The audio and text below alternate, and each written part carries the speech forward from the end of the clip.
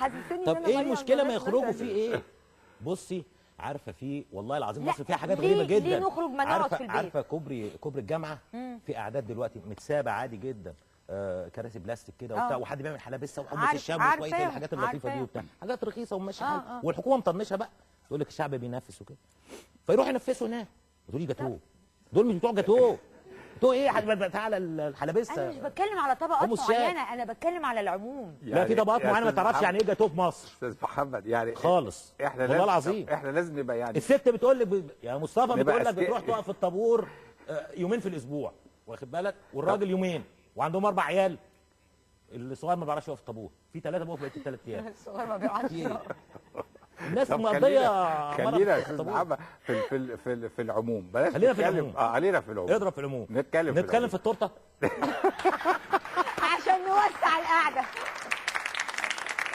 لكن معظم الرجاله بيقولوا ان الستات بيجوا على الرجاله وليهم طلبات كتير. الستات بيقولوا العكس، بيقولوا لا، الراجل هو البخيل وهو اللي ماسك ايده وهو اللي ماسك الميزانيه ومش عايز يتحمل برضه. لا بشكل عام انا هقول لك حاجه، لان الراجل فعلا يتحمل المسؤوليه وعنده دايما شويه بعد نظر. انا معاكي برضه بس عنده بعد نظر. يعني الست دايما تبص تحت رجليها، الراجل بيبص لقدام، لانه في النهايه الفلوس خلصت يوم 4، هيحصل ايه بعد كده؟ الست هتقول له جاتوه ايه؟ مفيش جاتوه، هو لازم يكفي ال 26 يوم التانيين. لازم يتصرف، هيروح يستلف، هيروح يسرق، هيروح يشحت، هيروح يركب توك توك، هيعمل اي حاجه، هيعمل اي حاجه عشان يجيب ال 26 يوم الباقيين. البيت لازم يمشي باي شكل.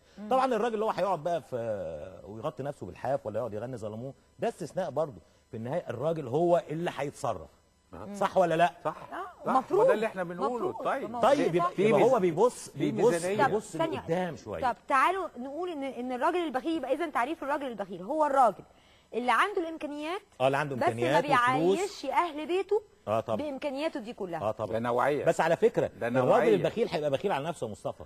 يعني هتلاقيه لا والله. طب انا بشوف والله مش بخيل بقى. لا طب ده ايه؟ ده حاله مرضيه. انا بشوف رجاله معاهم امكانيات يصرف على نفسه كويس جدا ويلبس نفسه احسن بدل واحسن عربيه واحسن مش عارفه ايه، ويجي على اهل بيته او على مراته. ما دي نوعيات بقى. لا ده مش بخيل، ده جبان وعيل ومش حلو يعني، ملوش توصيف يعني، مش كويس يعني البخيل اللي معاه فلوس ومش عايز يصرف بشكل عام. طب اسال حضرتك سؤال. في رجاله بيقول لك انا بشيل للزمن، انا مش بخيل لكن انا بشيل جزء على جنب للطوارئ للزمن، انا ما اعرفش بكره هيحصل ايه، اعيا اخش مستشفى مش هلاقي حد يصرف. بالظبط.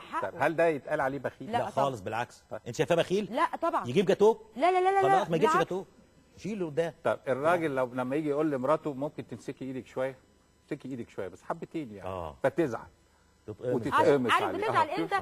تتقمص بقى. لا بتزعل لما بتكون هي اوريدي ماسكه ايدها، بتزعل لما بتكون بجد هي اوريدي مش بتصرف في حاجه زياده. ده هو ما بتمسكش ايدها خالص، هي ما بتمسكش ايدها، الست دي مش بتمسك ايدها. ليه يا جماعه مفترضين في كل الستات ان هم ايديهم مخرومه ومبذرين وعاملين، مع ان المعروف عن الست انها ست عارفه ليه؟ دايما يقول لك لانه احنا بنتكلم في الغالب السورس المصدر حد تاني اللي هو الزوج، يعني هي بتعتمد انه هات يعني ليه؟ لازم يجيب. ما هي هات دي مش هي اللي بتجيب ايه؟ ما في معظم الاحيان البيوت اللي داخل السيده فيها عالي او على الاقل مساوي للزوج، هتلاقي الست مدبره لانها عارفه بالظبط الدخل شكله قد ايه. طب يريحكم ان انتوا تمسكوا المصروف وتتصرفوا انتوا؟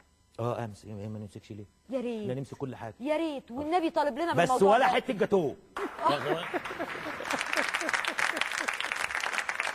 لو في فلوس هنجيب جاتوه، مفيش فلوس هتقومي تعملي حاجه حلوه، ما تقولي بقى وايديها هتعملي حاجه حلوه. مفيش مشكله، احنا متفق. انا موافقه على كده والله العظيم. يا ريت الرجاله هي اللي تمسك. خلاص كله حلاوه كله جاتوه، احنا هدينا النفوس تمام. الله ينور. والجماعه اللي هناك دول خلاص اتطلقوا، فشوفوا اتنين غيرهم بقى كده وربنا كده ايه شكرين جدا. بس برضه ما نصفنيش او ما نصفش مره. خلاص هبعت لك جاتوه، ايوه ابعت لك جاتوه. انا مش هقعد خلاص. لا انا صدقيني هجيب لك تورته قد كده. انتوا كلكم جيتوا عليا النهارده. لا استاذ محمد بيتكلم صح والجمهور بيتكلم صح. انا ما بقولش على الراجل اللي بيحوش، الراجل اللي بيحوش طب انا عايزه اطلع بخلاصه من اللي قعدته النهارده ده كله بجد. انا حاسه ان لا، الراجل اللي بيحوش ما يعتبرش بخيل طبعا، لان هو التحويش ده تامين برضو لبيته ولاسرته والولاد ولمراته نفسها اللي هي بتقول عليه بخيل، او في بعض الزوجات بيقولوا عليهم بخله.